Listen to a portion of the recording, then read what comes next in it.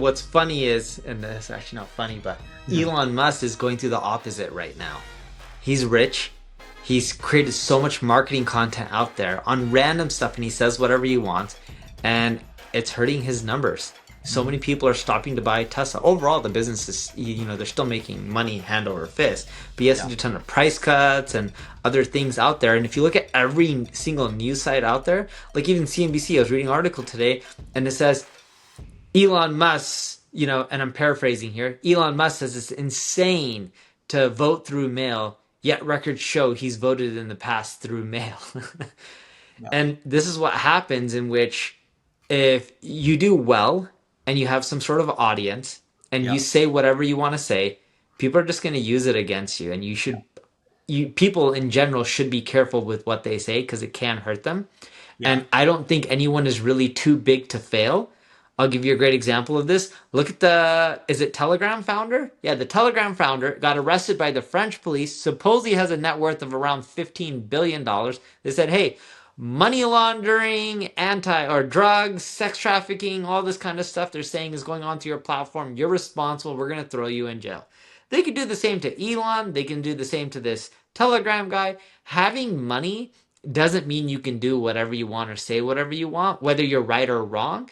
And if people don't like you, your life is going to be harder. Just look at Elon Musk and his comp package. It got taken away. Why? Because someone politically didn't like him.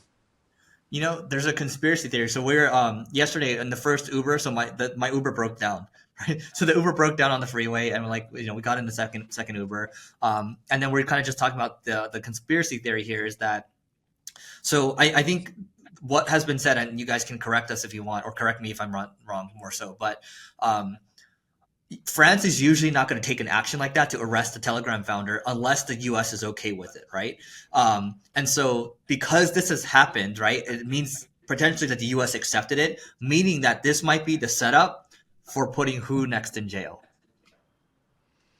But the when you look at X, Facebook, Google, or let's talk and even Google like Gmail, you can use these products to do funky stuff.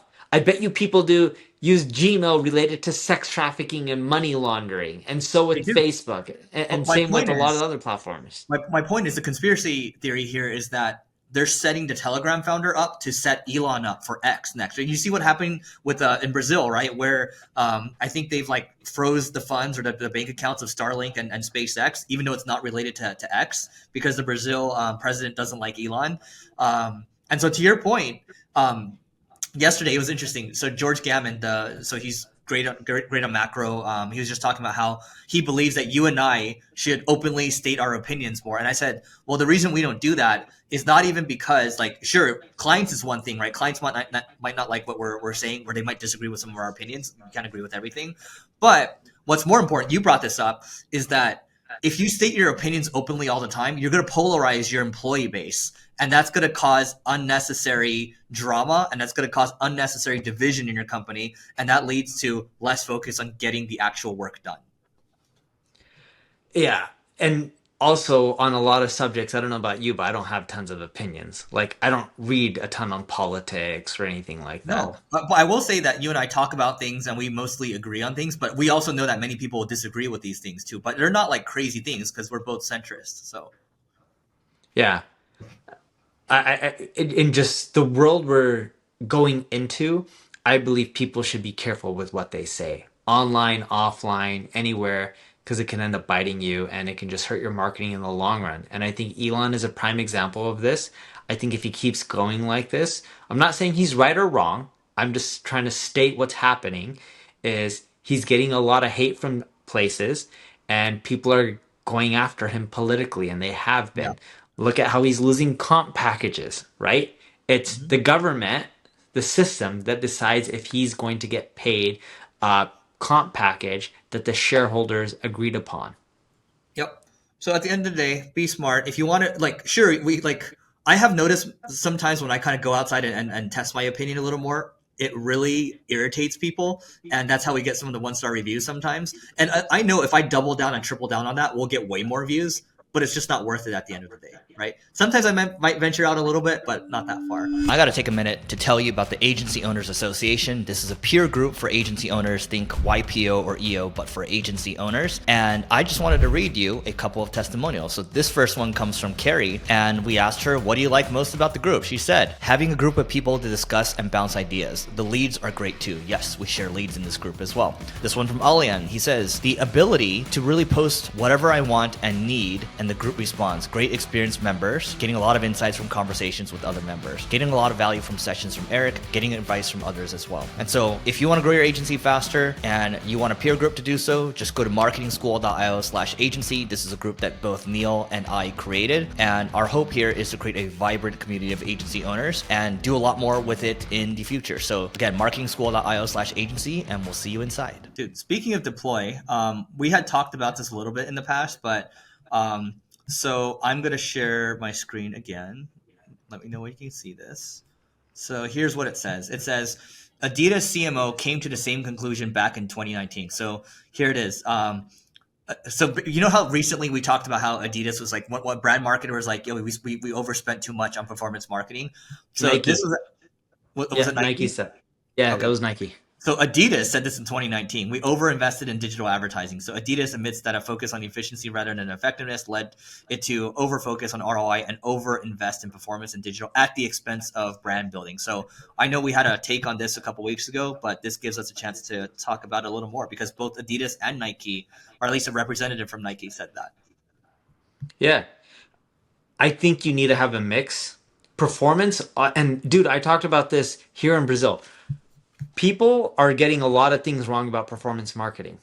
Branding and performance marketing don't have to be separate. Performance can help you generate a brand. If you're running AdWords everywhere and people are seeing it and it's profitable, at the same time, they're clicking on your website and they're seeing a brand, right? It's helping build your brand. I get some of the brand style campaigns are done very differently, but running ads, doing SEO, email marketing, CRO, etc. It all can help with getting your brand out there and getting people to know about it, right? Some of the biggest brands that we see, like Lumi, for example, or Dollar Shave Club, a lot of these guys ran performance marketing campaigns through Facebook ads, Instagram ads, Google ads, and it was very effective and they've had great outcomes from it. Where I think people are getting things wrong is they did a ton of branding. A lot of them may over index in performance and stop the brand building because in the category that Adidas and Nike are in, what really helps sales is sexy. If you're not innovating and doing something sexy, you just don't sell as many shoes or as many shirts or jackets or, tracksuit pants or whatever they're called. And they're in a category where you have to continually innovate. Like if you look at Lululemon, they've recently been disappointing with their earnings. At least that was a recent CNBC article I read. It's just people weren't happy with their recent product launches. It comes down to you can have the biggest brand in the world, and Adidas, Nike, Lululemon all have amazing global brands.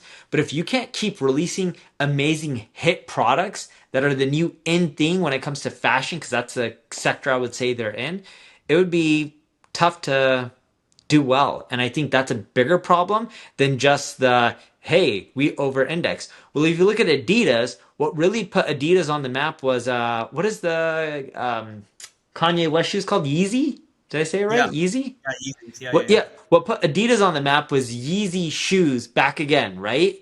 It made Adidas sexy again, and so many people lined up and were buying them. And then some stuff happened, and then Adidas no longer supported Yeezy, right? And I'm not saying that's a wrong or a right decision, but that really hurt them brand wise. I think, and I'll just keep my part very simple because I don't have much to add with what Neil said, but it's not or. A lot of times it's and. And I think when people try to fight each other over it, it just creates this animosity that's stupid. It ends up not being productive when you should all just be aligned and working together. Yeah, and I look at Adidas and Nike, their biggest problem in the last few years has been products. The I used to products wear haven't Adidas. innovated. Yeah. Yeah, I used to wear not Adidas, Nike. Nike jogging pants or whatever they're called, like the cotton ones, right? Same ones that used to get like Champion or whatever that they used to sell at Target back in the day. And the biggest reason I stopped buying them is they didn't innovate and their products started sucking compared to like Aloe and a few of the other brands. So I was like, wait, there's other products that are similar price. They're just made way better quality. They last longer. They look better. And people started shifting on what they're buying. But everyone used to buy a lot of those Nike jogging pants. But then what did they do? They stopped innovating. That's their fault. Whether you do branding campaigns or performance, you're still going to struggle because you're not spending enough time and energy on products. Yep. It's interesting. I wrote on Threads, or yeah, Threads, which is tends to be skew more liberal, I would say. And I wrote something about, we should stop vilifying, rich people at the end of the day, because in order to be rich, you have to be successful, and in order to be successful, you have to add a lot of value to the world. And adding value means creating quality products and services. And that's how eventually most people become rich. Sure, you can inherit, but like most people build their wealth up, right? I got so much hate on that one. It was like 116 comments. People calling me idiot. It's like I'm oversimplifying it. Blah blah blah. I'm like, man, this is just how capitalism works. It's not perfect, but it's like if you build products and services that people like, they get to vote with their wallets, and the size of the company just depends on the amount of value that they add.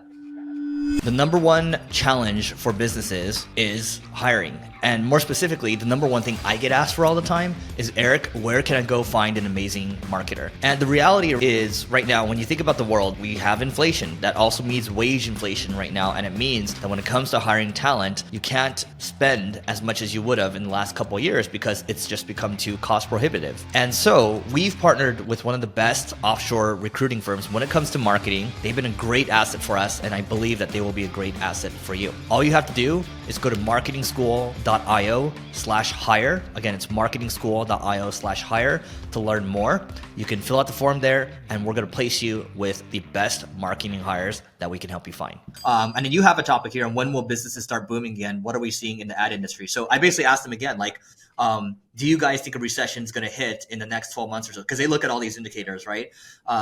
And so, Mark's response was he doesn't think we're going to see a recession for 36 months.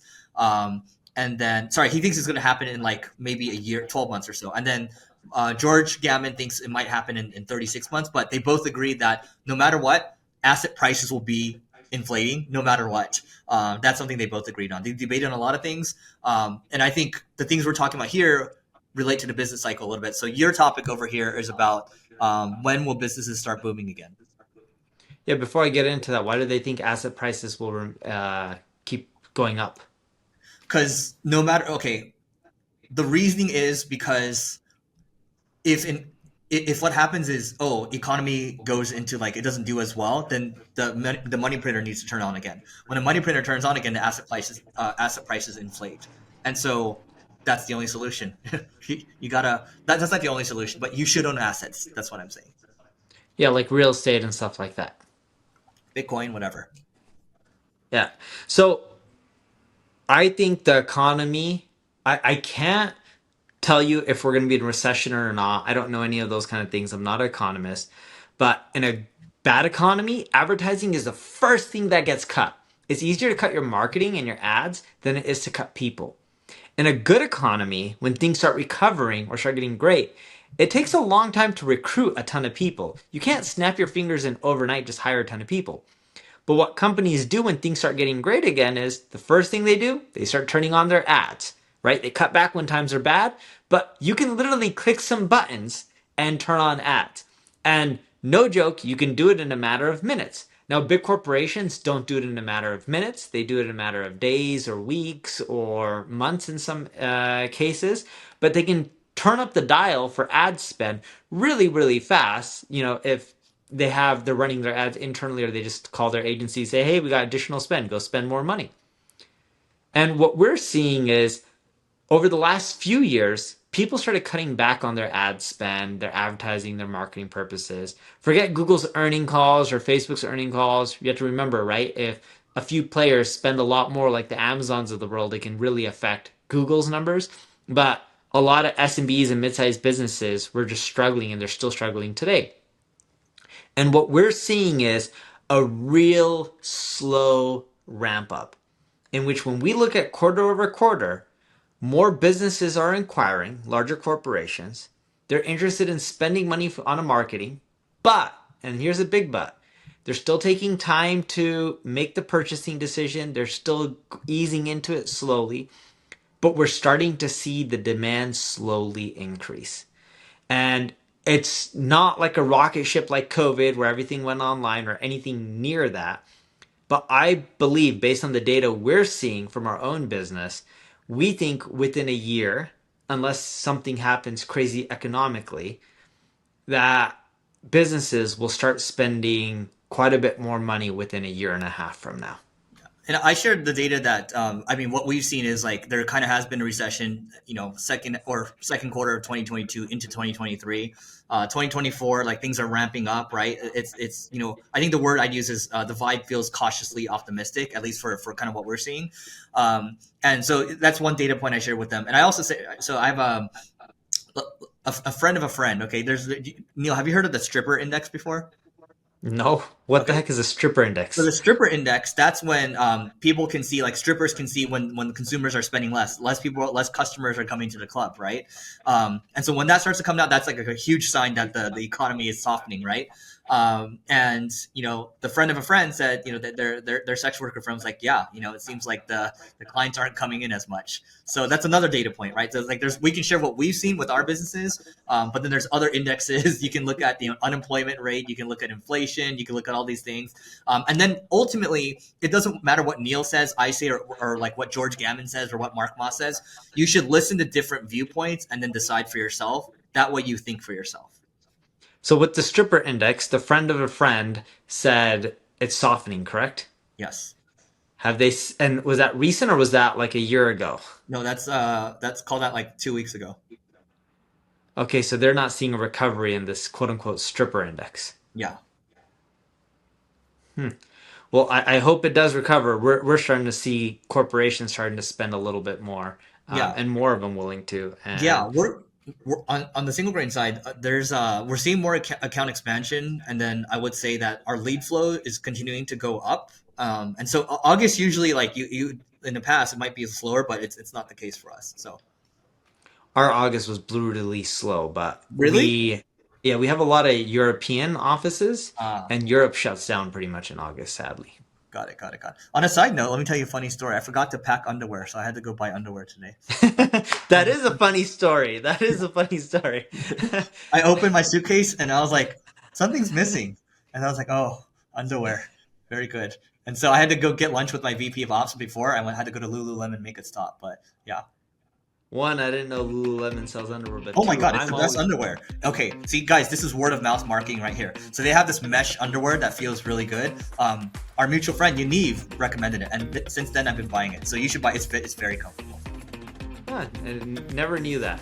And what's interesting about what you said is I usually am the one who say I have a funny story and it's never funny, and Eric, for the first time, used it and actually has something funny to say. So Yeah, you used it well, correctly. on our personality test, it says Neil's not very funny. Actually, Neil's funny, but it shows I'm funnier than Neil. But anyway, He is. that is it for today. Please don't forget to rate, review, subscribe, and visit marketingschool.io/agency to apply for the Agency Owners Association. So we're changing it to application only now. And if you're qualified, we'll give you a call. And we will go from there. We will see you guys tomorrow.